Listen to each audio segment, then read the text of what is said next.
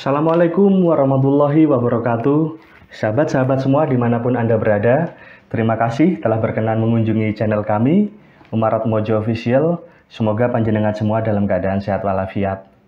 Pada kesempatan kali ini, saya menerima paket wayang dan akan kita unboxing. Akan kita buka paket apa ini yang saya terima. Paket saya terima dari Mas Suyatno, Manyaran, Wonogiri, Jawa Tengah. Alhamdulillah Mas Suyatno berkenan menyungging wayang-wayang saya, dan ini wayang sudah disungging dan akan kita buka isinya. Ini ada 3 wayang yang akan kita kupas satu persatu.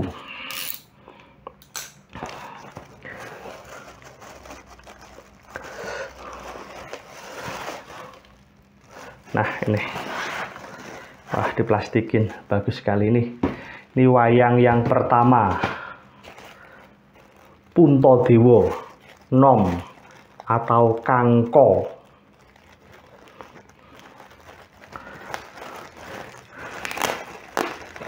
Kita buka nih paketnya. Nih, plastikin. Ini saya seneng banget ini dengan wayang ini, karena menurut saya, lagi-lagi ini menurut selera ya, saya seneng dengan kapangannya wayang ini. Kapangannya menurut saya itu cocok.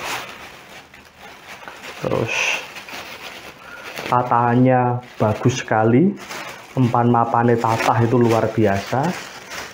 Ini ditatah oleh Mas Rewang Budianto, juga dari Manyaran.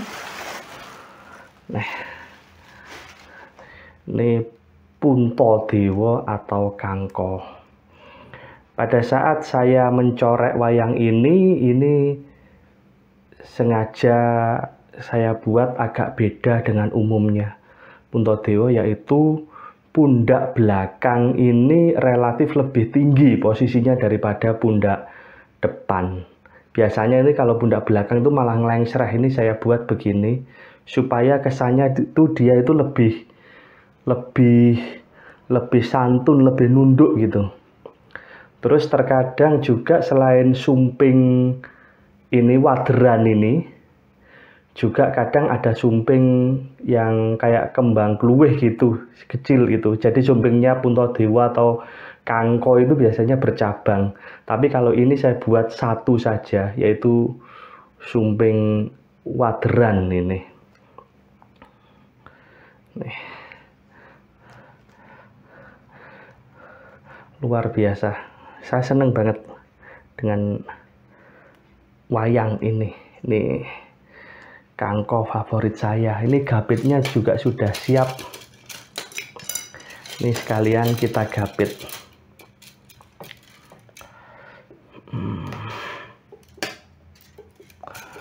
Wayang Kangko atau Puntadewa Nom ini relatif wayang baku yang tidak bisa dikatakan tidak bisa dipinjem untuk menjadi tokoh serambahan yang lain, itu nggak bisa. Oh ya, ini gapitnya udah siap. Kalau wayang Permadi itu kadang masih bisa dipinjem yang lain. Misalnya wayang Permadi itu dipakai menjadi Lesmono Widagdo, itu juga kita sering menemui. Kalau dilalah pas pagelaran itu wayangnya itu cumpen atau Lesmononya itu ndak ada, sehingga bisa pakai wayang Permadi. Namun kalau Puntadewa atau Kangko yang ini enggak, ya hanya dipakai untuk dia. Kalau Permadi selain dipakai untuk Lesmono, kadang juga dipakai untuk tokoh Pandu waktu masih muda. itu juga kadang juga begitu, pakai wayang permadi. Karena kalau wayang pandunya sendiri nggak ada, ya terpaksa minjem wayang permadi. Karena sebenarnya wayang permadi dan pandu itu perbedaannya hanya sedikit, yaitu hanya di kalung ulur. Kalau permadi itu menggunakan kalung ini bulanan atau nanggalan seperti ini, kalau pandu menggunakan kalung ulur yang kayak kalungnya Prabu Kresna itu. Tuh. Sehingga kalau wayang pandu tidak ada, bisa menggunakan wayang permadi. Namun kalau wayang kangko enggak. Wayang kangko ya dipakai kangko, Puntadewa nom, ataupun kalau bukan Puntadewa, dia tetap Puntadewa, dipakai mantri pasar, namanya kangko itu.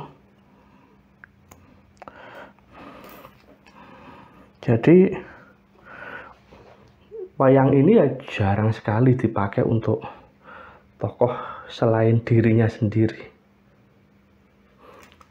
Nah,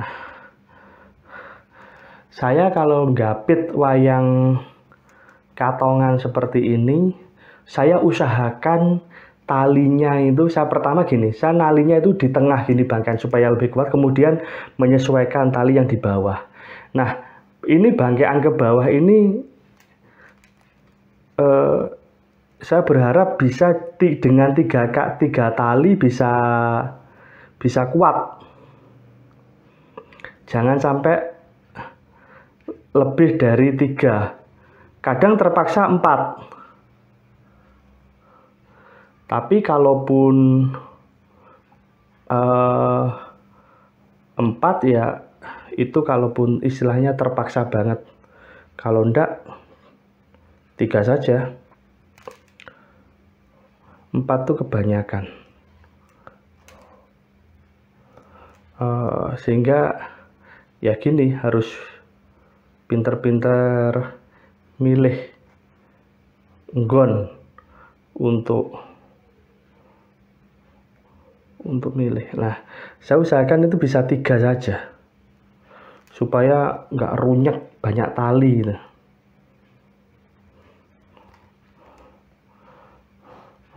Saya pernah lihat tuh ada yang 5, ya memang lebih kokoh, tentu lebih banyak tali itu lebih kokoh. Tapi kalau dilihat tuh kok lagi-lagi selera, kok keramaian gitu. Pokoknya 3 itu sebisa mungkin 3 itu sudah kuat. Kadang yang membutuhkan tali banyak itu mungkin wayang sabet ya, biar lebih kuat gitu. Kalau Puntadewa ini kan bukan wayang sabet ya, dia wayang halus ya, gerakannya juga halus.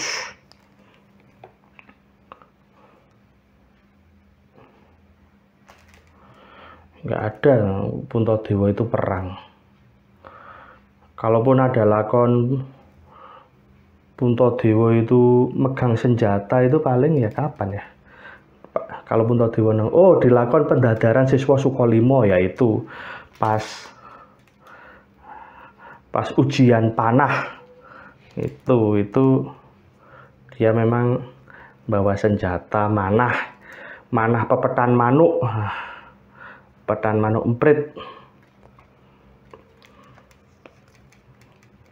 itu bawa senjata ya, paling itu aja, lainnya enggak ada.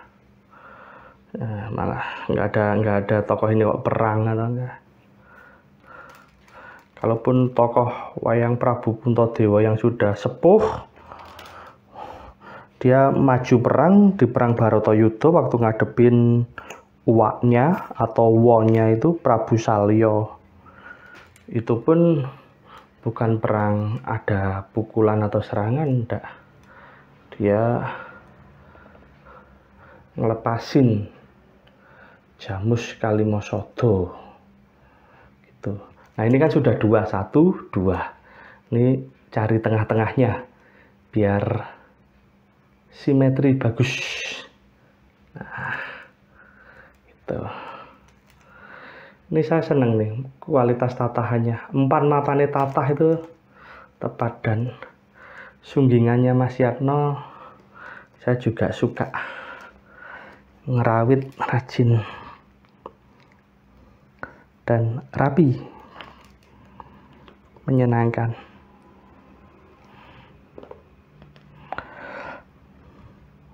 Ya gini, karena apa ya, wis kebacut seneng wayang ya jadinya setiap kali ada paket wayang datang ya seneng. Video ini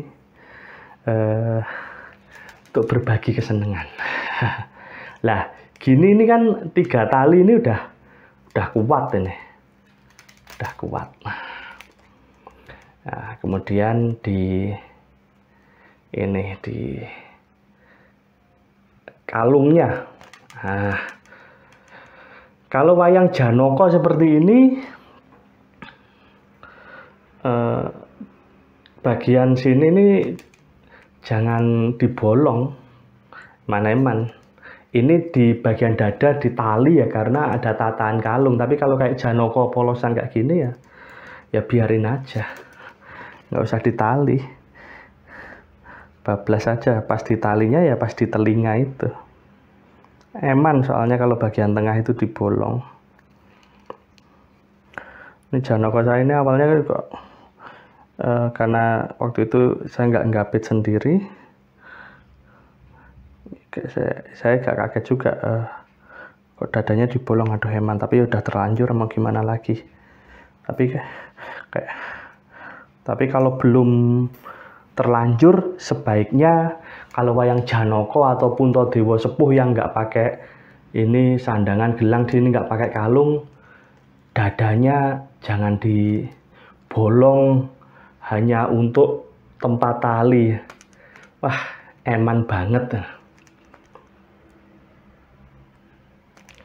Eman.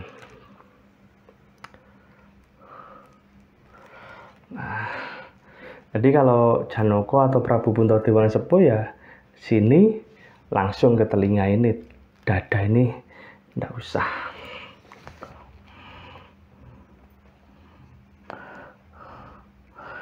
Jadi di lakon Pandhawa Kurawa ya tokoh ini pasti muncul karena Kangka atau Puntadewa itu pambarepe Pandhawa. Konon dalam cerita itu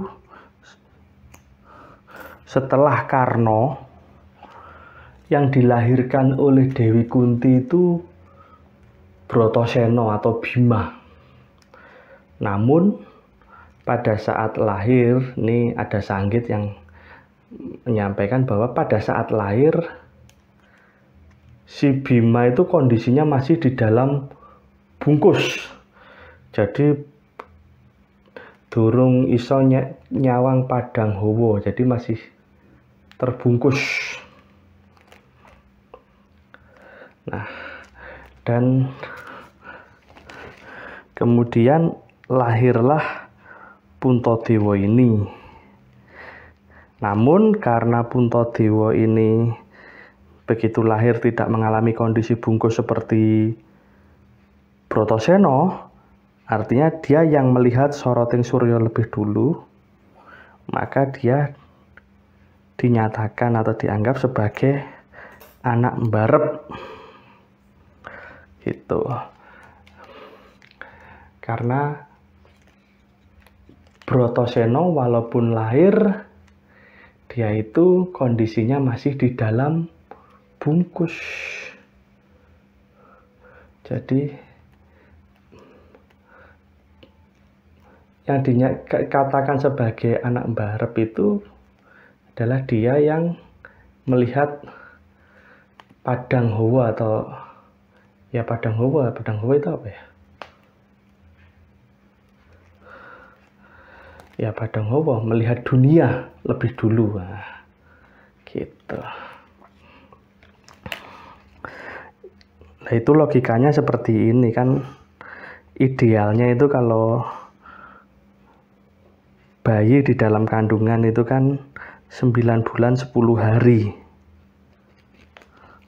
walaupun masa awal kehamilan itu sama, tapi kan kadang juga ada bayi yang umur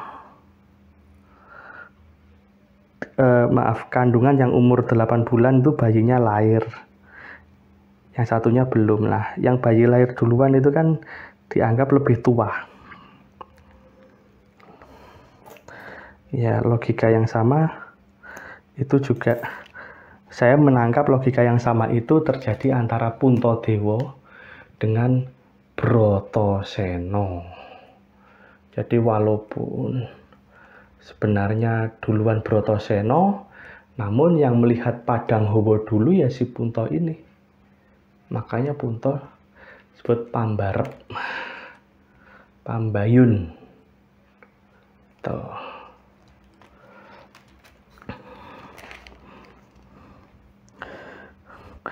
Kalau di lakon Wirataparwa pada saat Pandhawa sesinglon di negeri Wirata, di mana Prabu Puntadewa menyamar sebagai lurah pasar atau kepala pasar, ya wayangnya bisa pakai wayang ini. Dan kemudian dikepruk wadah dadu oleh Prabu Matswapati, ya bisa pakai wayang ini, bisa.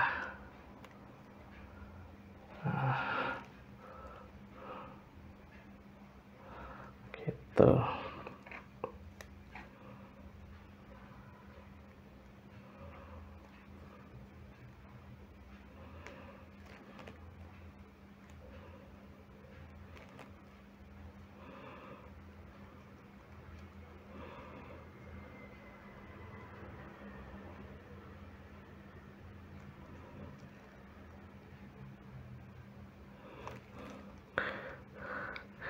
Ya, gapit ini atau dondomi ini ya perlu ketelatenan. Jadi jarak antar tali juga ya dibuat serapi mungkin lah jaraknya, namun talinya juga tetap kuat. Dan gapit itu kalau masih bisa dipelungkerkan luwes, apalagi gapit tanduk itu, kalau saya nggak saya potong, sebisa mungkin saya keluarkan. Eman kalau dipotong. Nah, ini tali-tali ini kan masih semrawut ini, bentuk ini apa, bundelan. Nah, ya diselomot gini biar rapi. Jadi walaupun saya tidak merokok, ya saya sedia korek. Nah, korek saya ya fungsinya untuk gini, nyelomotin gini, atau kadang untuk nyalain lilin. Kalau di atas ini lagi dolanan wayang kayaknya, karena nggak punya blencong ya, jadi blencongnya diganti lilin. Seneng aja lihat bayangan wayang kelihatan klasik kita. Nah, udah selesai gapit. Nah, ini kan pundak belakang itu lebih naik kita. Nah, kemudian tinggal tuding tangan. Tuding tangan, tuding.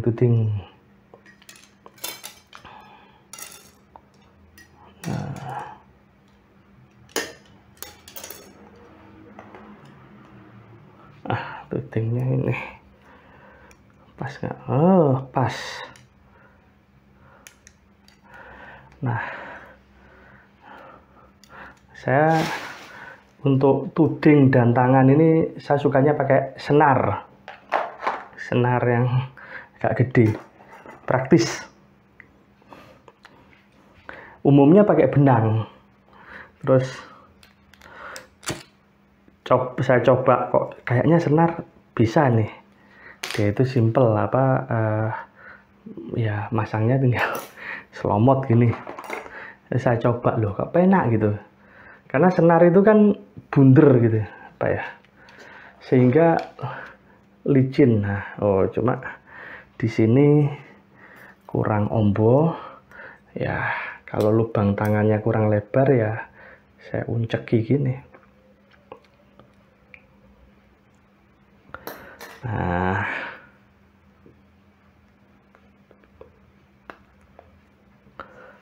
ini. Nah, yang saya selomot itu yang di luar bagian yang nempel kulit ini. Agar apa? Pada saat nyelomot yang kedua itu terhalang oleh tuding ini. Karena kalau nyelomot kedua ini dibalik, pada saat nyelomot ini nanti bakar kulit kalau nggak hati-hati. Nah, ini. Nah, senar itu kan keras. Nah, keras, ya motongnya pakai pemotong kuku. Nah, ketok ini. Del, ini aja. Ya udah, selomot lagi sini. Nah, ini kalau seandainya nyelomot baliknya itu kan terlalu nempel kulit ya. Bahaya, eman-eman kalau sampai kulitnya ini terbakar.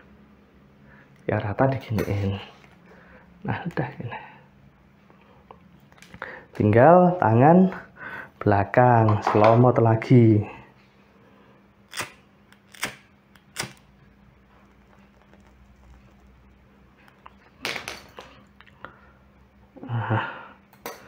Ini.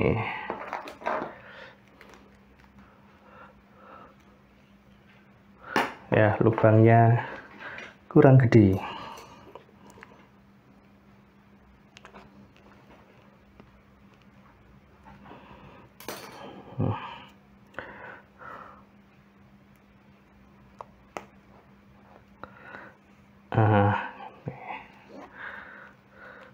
Terus kalau senar putih nih di sini tuh bundelannya itu kelihatan resik gitu, nggak bundel gede gitu. Itu yang saya seneng.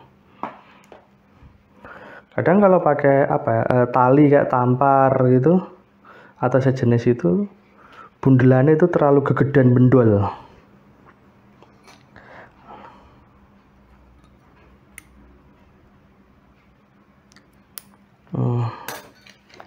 Dah potong. Bakar lagi.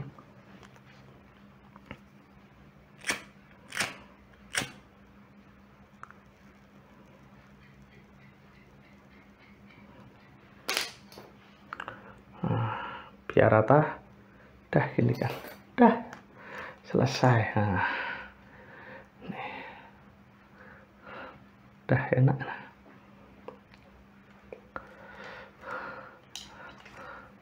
Lah ini ngerakin wayang tuh kalau Puntadewa gini ini kok gimana ya, kurang gimana gitu. Karena wayang ini wayang swabar ya. Jadi kalau jalan ya gini. Kalau jalannya gini nih kayak Permadi itu kekendelan apalagi gini. Tapi kalau mungkin tangan bawahnya ini agak ke bawah gini mungkin masih pantas lah. Nggak kelihatan kayak nantang, kayak si kalem. Tapi lebih kalem lagi kalau tangannya itu ke bawah semua gini. Nih. Ini tatan di bokongannya ini saya senang ini. Motif limarannya. Cuma saya belum tahu ini namanya apa gitu.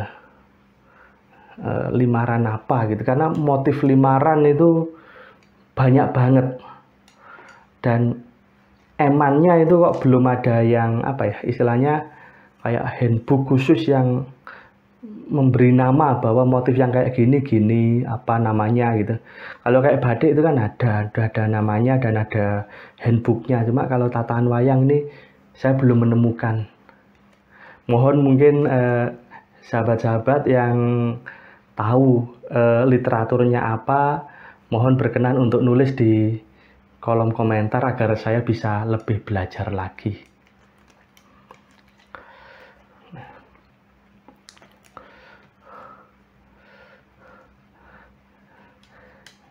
enak banget ini. Ya, menyenangkan. Demikian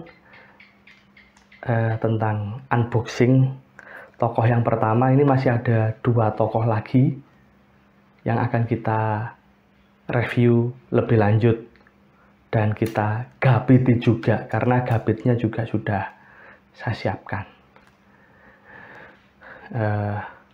Jadi episode ini masih lanjut ke episode selanjutnya untuk 2 tokoh berikutnya.